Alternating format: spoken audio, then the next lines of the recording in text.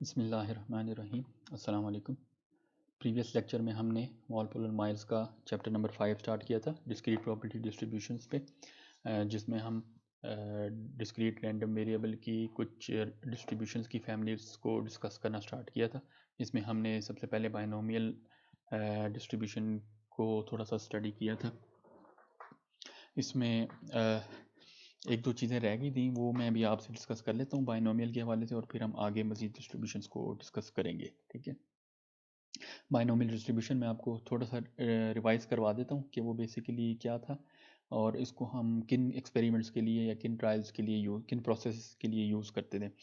अगर आपको याद हो, मैंने बताया था कि कोई भी एक्सपेरिमेंट अगर बर्नौली प्रोसेस की रिक्वायरमेंट्स को फुलफ़िल करता है तो उसमें से जो रैंडम वेरिएबल डिफाइंड होगा उसको हम बाइनोमियल डिस्ट्रीब्यूशन के थ्रू सॉल्व कर सकते हैं। बर्नौली प्रोसेस की क्या रिक्वायरमेंट्स थी? जो सबसे पहले बेसिक रिक्वायरमेंट थी वो ये थी कि आउटकम्स जो हैं वो सिर्फ और सिर्फ दो होनी चाहिए। एक आउटकम को हम सक्सेस का नाम दे देते हैं और एक आउटकम को हम फेलियर का नाम दे देते हैं। सक्सेस की प्रोबेबिलिटी को पी से और फेलियर की प्रोबेबिलिटी को क्यू से रिप्रेजेंट करते हैं, where q is equal to 1 minus p. इसके अलावा एक इम्पॉर्टेंट पॉइंट ये था कि सक्सेस की प्रोबेबिलिटी जो वो कांस्टेंट रहनी चाहिए ट्रायल टू ट्रायल, यानी जो ट्रायल्स हम कंडक्ट कर रहे हैं उसमें पहले ट्रायल में जो पी की वैल्यू है वो सेकंड में भी वही रहनी चाहिए, थर्ड में भी वही रहनी चाहिए, एंड सो ऑन। और आखिरी पॉइंट इसमें कि जो ट्रायल्स हैं वो इंडिपेंडेंट होनी चाहिए, यानी प्रीवियस किसी इवेंट के अकरेंस की सूरत में अगले इवेंट की प्रोबेबिलिटी चेंज ना हो। ठीक है, तो ये अगर रिक्वायरमेंट्स की कोई एक्सपेरिमेंट फुलफिल कर रहा है तो इसको हम एक बर्नौली प्रोसेस कहते हैं, और इसमें से जो रैंडम वेरिएबल डिफाइंड होगा इसको हम बाइनोमियल रैंडम वेरिएबल और उसकी डिस्ट्रीब्यूशन को बाइनोमियल डिस्ट्रीब्यूशन करेंगे। ठीक है, बाइनोमियल डिस्ट्रीब्यूशन की मीन और वेरिएंस का फार्मूला डिस्कस करना रह गया था, ये मैं भी आपको बस बता देता हूँ और फिर हम अगले डिस्ट्रीब्यूशन की तरफ चलते हैं। अगर एक बाइनोमियल रैंडम वेरिएबल हो उसका अगर आपने मीन फाइंड करना हो तो वो सिंपल n इंटू पी के थ्रू फाइंड हो सकता है। वैसे तो अगर आपको याद हो, जो मीन या एक्सपेक्टेड वैल्यू का फार्मूला है वो डिस्क्रीट रैंडम वेरिएबल के लिए वो x into F of x होता है। ठीक है, ये जो फार्मूला है ये बेसिकली इसी के थ्रू डिराइव्ड है, हमें इसको डिराइव करने की ज़रूरत नहीं है, हम डायरेक्ट इसको यूज़ कर लेंगे रिजल्ट को। ये इसी फार्मूले को अप्लाई करते हुए बाइनोमियल डिस्ट्रीब्यूशन पे फाइनल रिजल्ट ये निकलता है। तो अगर आपको पता हो कि एक रैंडम वेरिएबल जो एक बाइनोमियल रैंडम वेरिएबल है तो इसका मीन आप direct n into p, where n is the number of tries and p is the probability of success, इसके थ्रू फाइंड कर सकते हैं। सिमिलरली अगर वेरिएंस फाइंड करनी है तो n p q, again n number of tries, p probability of success and q is the probability of failure. ठीक है, यानी आपको ये फार्मूला बाइनोमियल रैंडम वेरिएबल के लिए यूज़ नहीं करना पड़ेगा, आप डायरेक्ट फार्मूले के थ्रू मीन और वेरिएंस कैलकुलेट कर सकते हैं। अच्छा, आज जो हमने डिस्ट्रीब्यूशन डिस्कस करनी है ये हाइपर ज्योमेट्रिक डिस्ट्रीब्यूशन है।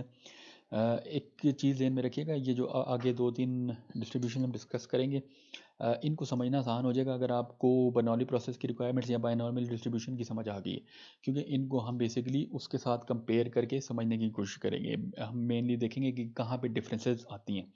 ज़्यादातर के पॉइंट्स जो हैं वो सिमिलर ही होते हैं, रिक्वायरमेंट सिमिलरली हैं, एक आधा पॉइंट जो है वो डिफरेंट होता है, तो उस पॉइंट को समझ के हम कंप्लीट डिस्ट्रीब्यूशन को इंशाल्लाह समझ सकेंगे। हाइपरज्योमेट्रिक डिस्ट्रीब्यूशन और बाइनोमियल डिस्ट्रीब्यूशन में डिफरेंस कहाँ पे आता है? इसकी और बाइनोमियल की रिक्वायरमेंट्स तकरीबन सेम है। एक डिफरेंस है, बाइनोमियल में ट्रायल्स जो हैं वो इंडिपेंडेंट होने चाहिए, हाइपरज्योमेट्रिक में ट्रायल्स डिपेंडेंट होने चाहिए। ठीक है, बाकी रिक्वायरमेंट्स वही हैं, दो आउटकम्स, एक सक्सेस एक फेलियर, रिपीटेड ट्रायल्स, लेकिन सक्सेस की प्रोबेबिलिटी कांस्टेंट नहीं रहेगी क्योंकि अब ट्रायल्स जो हैं वो डिपेंडेंट हैं, और ट्रायल्स दूसरा ये एक दूसरे के साथ लिंक्ड है बेसिकली, कि सक्सेस की प्रोबेबिलिटी भी कांस्टेंट नहीं होगी और ट्रायल जो है वो डिपेंडेंट होंगे। ठीक है, तो अगर ट्रायल डिपेंडेंट हो तो बाइनोमियल में अगर आपको याद हो हमने डाइस, कॉइन और कार्ड्स, ये तीन एग्जांपल्स के थ्रू समझने की कोशिश की थी इसको। तो डाइस का जो केस है और जो कॉइन का केस है इसमें तो आप जो मर्जी कर लें, ट्रायल्स हमेशा इंडिपेंडेंट ही होंगे, तो उस पर तो ये हाइपर ज्योमेट्रिक कभी भी अप्लाई नहीं हो सकती। ये कार्ड्स वाली एग्जांपल में अगर आपको याद हो, उसको थ्रू बाइनोमियल सॉल्व अगर हम करना चाहें या उसको अगर बर्नौली प्रोसेस कंसिडर करना चाहें तो हमें ट्रायल जो है वो विद रिप्लेसमेंट करने थे, यानी एक कार्ड देखने के बाद हमेशा उसको पैक में वापस रखना है ताकि टोटल तादाद जो है वो सेम रहे और प्रोबेबिलिटीज जो हैं वो चेंज ना हो। अगर हम इसको विदाउट रिप्लेसमेंट इस एक्सपेरिमेंट को कंसिडर करें तो अब ये ट्रायल्स इंडिपेंडेंट नहीं रहेंगे, डिपेंडेंट हो जाएंगे, तादाद चेंज हो जाएगी कार्ड्स की और प्रोबेबिलिटीज़ भी चेंज हो जाएंगी, ठीक है। तो अगर दो आउटकम्स हों, एक को हम सक्सेस एक को फेलियर कहें, ठीक है, और ट्रायल जो है वो डिपेंडेंट हो, तो उसको हम हाइपर ज्योमेट्रिक डिस्ट्रीब्यूशन के थ्रू सॉल्व कर सकते हैं, ठीक है। अच्छा, we are interested in the probability of selecting x successes from the k items labeled successes and n minus x failures from the n minus k items labeled failures when a random sample of size n is selected from n items. इसमें ये variables काफ़ी सारी define हो गए, ये मैं आपको बारी बारी समझाऊंगा कि ये क्या है. This is known as a hypergeometric experiment, that is one that processes the following two properties, that possesses the following two properties.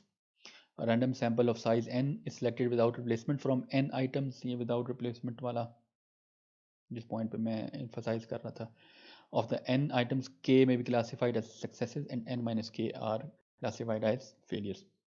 अच्छा, इसका ये मैं आपको फार्मूला भी दिखा देता हूँ, और फिर ये जो वेरिएबल डिफाइंड है एन के, एन माइनस के, एन माइनस एक्स, इनको समझ लेते हैं. ये मैं रिवीजन के तौर पे आपको यहाँ पे बाइनोमियल का फार्मूला भी लिख देता हूँ. बाइनोमियल डिस्ट्रीब्यूशन को हम बी एक्स एन पी से रिप्रेजेंट करते हैं, ठीक है, और ये बराबर है n choose x into p की पावर एक्स इंटू क्यू की पावर एन माइनस एक्स, ठीक है. इसमें एक्स रैंडम वेरिएबल, उसकी वैल्यू जिसकी हम प्रोबेबिलिटी फाइंड करना चाह रहे हैं, n number of trials and p probability of success, ठीक है.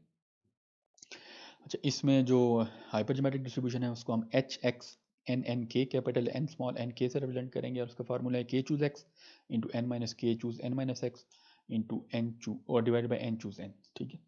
और आगे ये यहाँ पे रैंडम वेरिएबल की लोएस्ट और मैक्सिमम क्या पॉसिबल वैल्यूज हो सकती हैं वो भी डिफाइंड है, ये भी मैं आपको थोड़ी देर में समझाऊंगा कि ये कैसे है. बाइनोमियल में अगर आपको याद हो, मैंने आपको बताया था कि रैंडम वेरिएबल की जो लोएस्ट पॉसिबल वैल्यू है वो 0 है, और ये मैक्सिमम इसकी वैल्यू जो है वो n तक जा सकती है, यानी हम ट्रायल्स कितने कंडक्ट कर सकते हैं, ठीक है. यानी number of possibility of obtaining successes जो है वो 0 भी हो सकती है, और n इसके बीच में कोई भी वैल्यू आ सकती है, 0 से n के बीच में, ठीक है. इस केस में हाइपरज्योमेट्रिक में इस तरह नहीं होता, ये इसमें थोड़ी सी डिफरेंस है, ये मैं आपको क्लैरिफाई करूँगा. लेकिन पहले तो हम ये देख लेते हैं कि ये n k और ये n माइनस के ये क्या है. इसको हम वो जो कार्ड्स वाली एग्जांपल उसी के थ्रू समझने की कोशिश कर लेते हैं, उससे आसान होगा. फिर इनको हम किसी भी प्रॉब्लम पे अप्लाई कर सकते हैं. अच्छा, जो कार्ड्स वाली एग्जांपल है, ये सबसे पहले देख लेते हैं कैपिटल एन क्या है. ये एन जो है ये टोटल साइज ऑफ सैंपल है.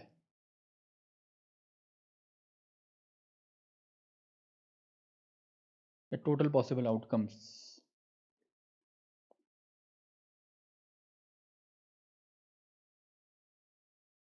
और कार्ड्स के केस में टोटल कार्ड जो है हमारे पास 52 है, ठीक है. ये ओवरऑल टोटल पॉसिबिलिटीज कितनी है, इसको हम कैपिटल एन से रिप्रेजेंट करते हैं, ठीक.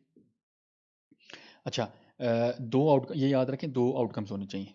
तो बाइनोमियल में वैसे तो इसकी 52 पॉसिबिलिटीज़ हैं अगर हम इन हर कार्ड को as an individual outcome consider करें, लेकिन अगर इसको हम रेड और ब्लैक में डिवाइड कर दें तो हमारे पास सिर्फ फिर दो पॉसिबिलिटीज़ रह जाती हैं. तो हम इसी तरह रेड और ब्लैक में डिवाइड करेंगे, ठीक है. रेड एंड ब्लैक, हमने आउटकम सिर्फ दो ही रखनी है.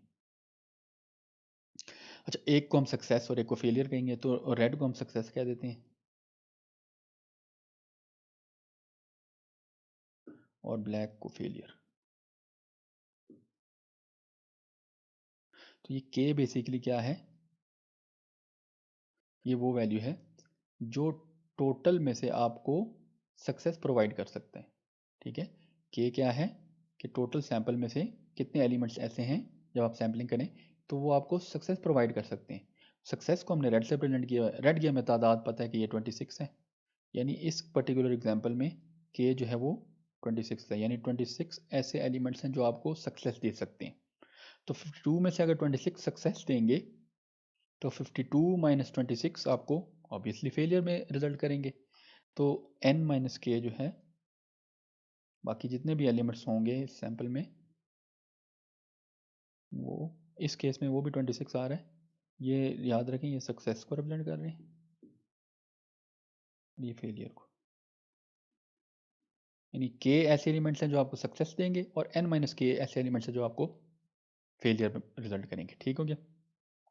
अच्छा, और इसमें एक स्मॉल एन का भी जिक्र है। स्मॉल एन बेसिकली क्या है कि नंबर ऑफ ट्रायल्स कितने हैं, नहीं आप कितने कार्ड जो हैं वो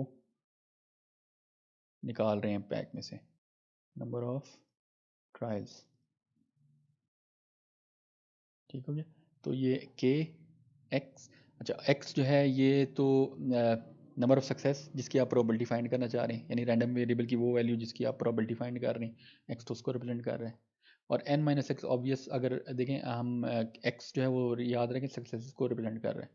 तो अगर टोटल में से एक्स सक्सेसेस हैं, ट्रायल्स हमारे एन है, तो बाकी एन में से अगर एक्स निकाल दें बाकी ऑब्वियसली फेलियर्स होंगे, तो ये एन माइनस एक्स जो है ये फेलियर्स हैं। ठीक है, ये एक ट्रायल में ओवरऑल पॉसिबिलिटीज़ और एक ट्रायल में डिफरेंस है।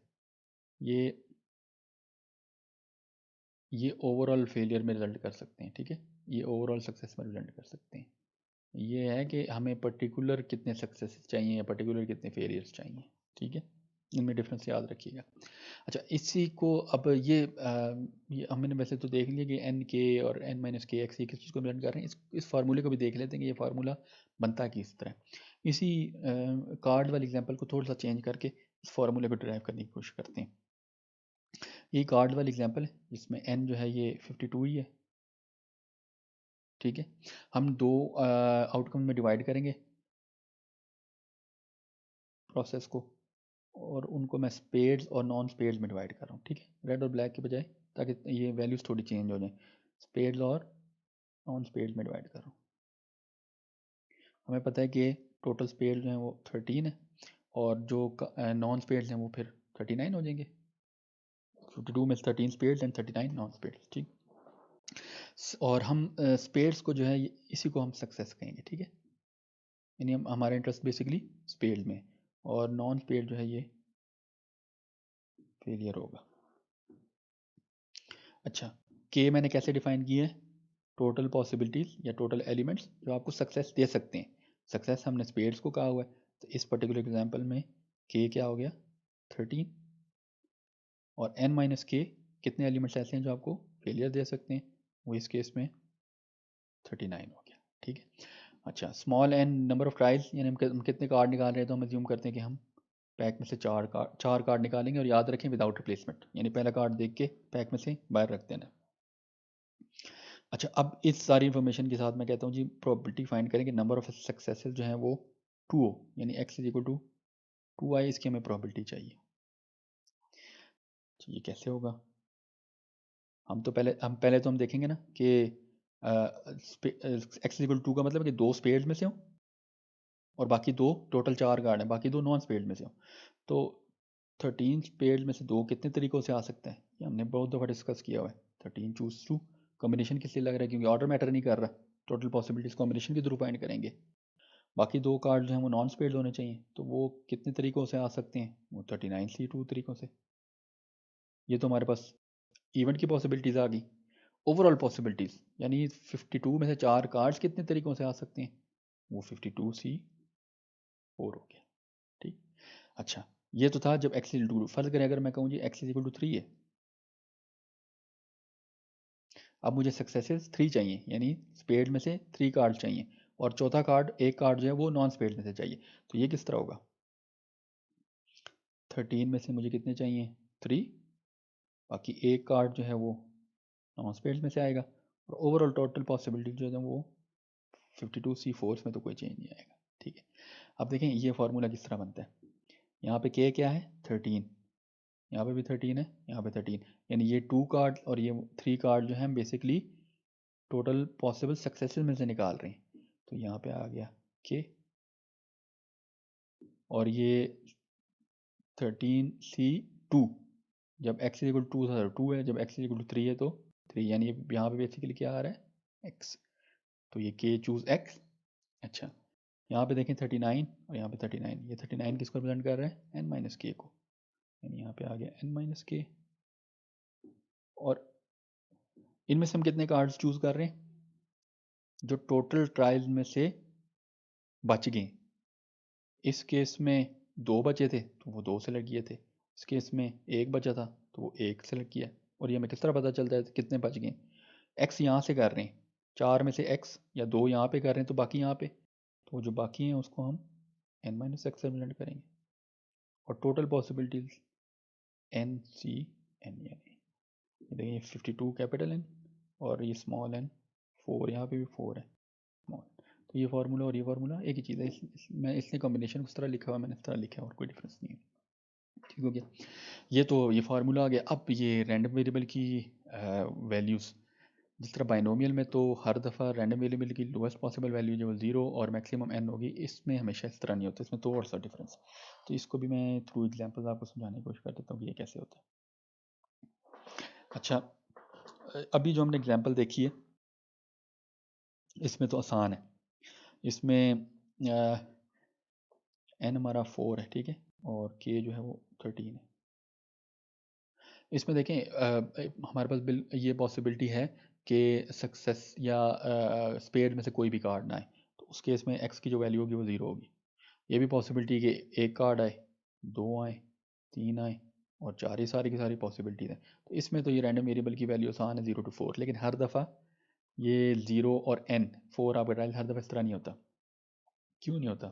देखिए एक एग्जांपल हम अज्यूम करते हैं, ये कार्ड वाली एग्जांपल, इसको मैं थोड़ा सा चेंज कर रहा हूँ। इसमें मैं जो डिवीजन कर रहा हूँ उसको मैं इस तरह कर रहा हूँ कि रेड एस, ठीक है, और नॉन रेड एस।